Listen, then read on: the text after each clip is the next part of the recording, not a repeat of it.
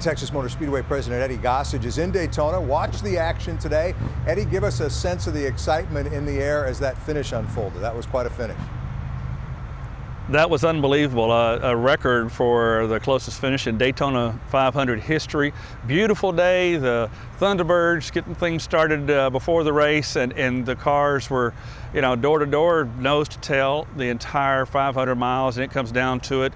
I thought Matt Kenseth was going to win this thing. He was out front there for the longest stretch at the very end, but he zigged when he should have zagged, and Kevin Harvick gave a push to Denny Hamlin, and man, that's the thing, you never know about Daytona. That last lap going into it, you wouldn't have picked Denny Hamlin to win it, but he pulled it out, but just by the closest of margins. Yeah, I was going to ask you about Hamlin's strategy, but some of it was his expert driving, and some of it was just getting some help where he needed it most, right? Yeah, that's the thing about running on these two big tracks. Daytona and Talladega is kind of similar. You really can't have any strategy. You hope you've got friends. And today, Denny Hamlin was in the right spot and got a great push, literally a push at almost 200 miles an hour by Kevin Harvick, and that made the difference to kind of get him out there and break through the wind, literally break through that draft. And when Matt Kenseth in turn 4 went high and should have gone low, he left the door open, and he got the push at the right time and brought it home. But it was up in the air. Martin Truex, a guy that everybody in this sport really likes a lot. I honestly thought he was going to have it down to the line, but right there at the very end, last few feet, Denny Hamlin pulls it out, and that had the place standing on its feet going crazy. Yeah. What does a finish like this do? First race of the season, the Super Bowl of your sport. What does this type of finish do to set a tone for the season? Well, it was on Fox today, the first time Jeff Gordon has been in the booth with Mike Joy and Darrell Waltrip, and I think a lot of folks, I'm looking forward to seeing the TV ratings, were tuned in.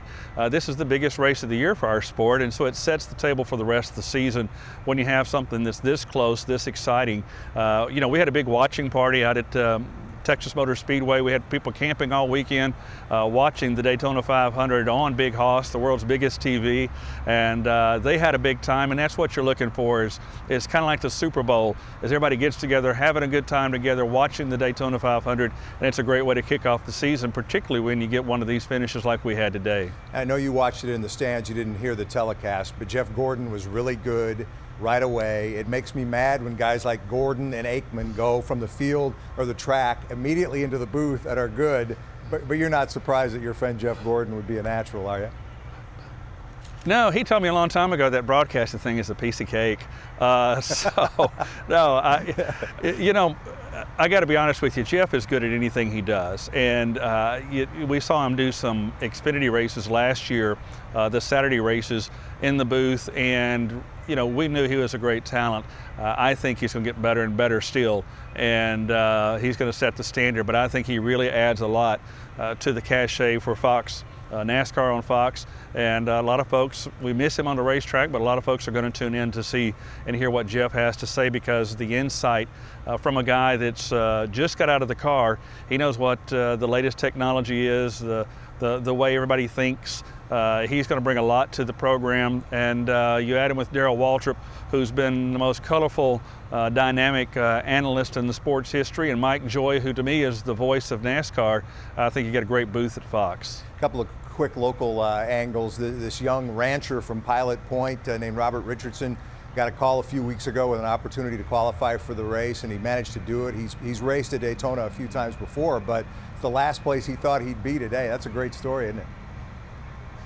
Well, it is a great story. That's great for us, because he's a guy that our local fans can follow, and he came to the first races out at Texas Motor Speedway as a young kid and told his dad he wanted to be a race car driver, and he's climbed the ranks a little at a time, and here he was in the Daytona 500 today.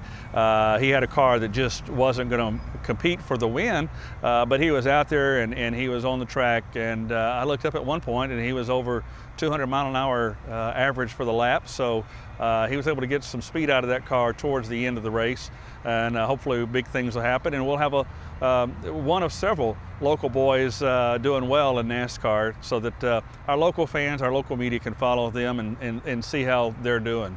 Finally, the Duck Commander 500 at Texas Motor Speedway coming up April 9th. I've been seeing some of the ads. What's new this year for the event? I know you've got something brewing probably out there that we haven't seen before.